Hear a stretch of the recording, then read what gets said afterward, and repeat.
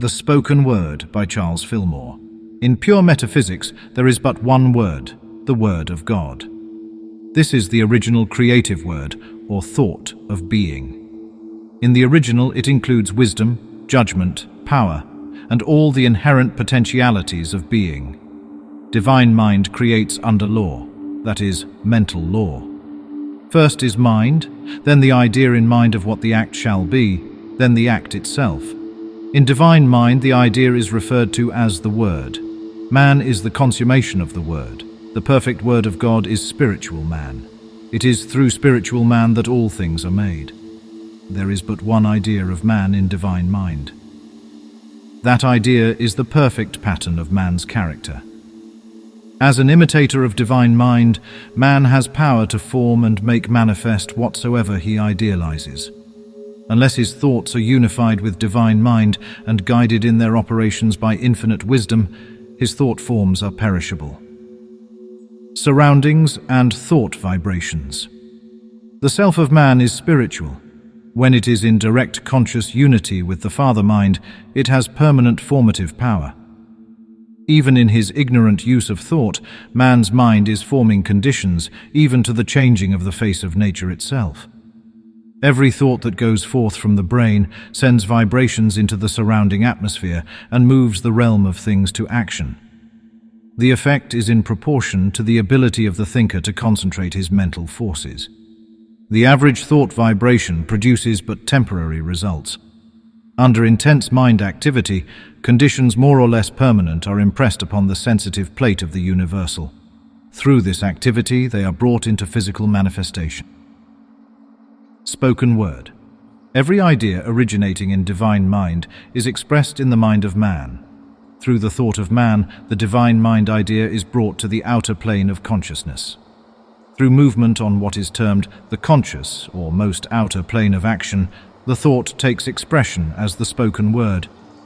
There is in the formed conscious man, or body, a point of concentration for this word. Through this point, the word is expressed in invisible vibrations. Following the creative law in its operation from the formless to the formed, we can see how an idea fundamental in divine is grasped by the man ego, how it takes form in his thought, and how it is later expressed through the spoken word. If man conformed to the divine law, his word would make things instantly. He has lost, in a measure, knowledge of the steps in the creative process from the within to the without. The mental emanation and the creative word are the forces that stimulate the receptive intelligence of nature. When we believe what we hear, there is formed in us the substance of the word. Words and zeal. Words of truth from a zealous man possess dynamic power to heal and bless because the spiritual man enters into them. This is why they move multitudes and are not stayed by conditions of time. When the zone of spirit from which healing words emanate is unobstructed, they feed the souls of men and are creative as well as recreative. This is why the sayings of the prophets and mystics have such enduring qualities. They are attached by invisible currents of life to the one great spirit. They have within them the germ of perfect wholeness that keeps them perpetually increasing.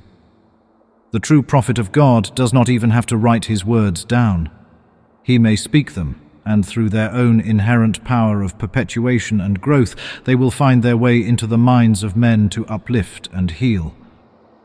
Jesus did not write a line except in the sand, yet his words are treasured today as the most precious that we have. Living words. The word of truth has life in it. It has power to restore and make whole.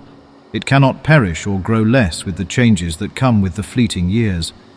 The more spiritual the individual is who gives forth the words, the more enduring they are.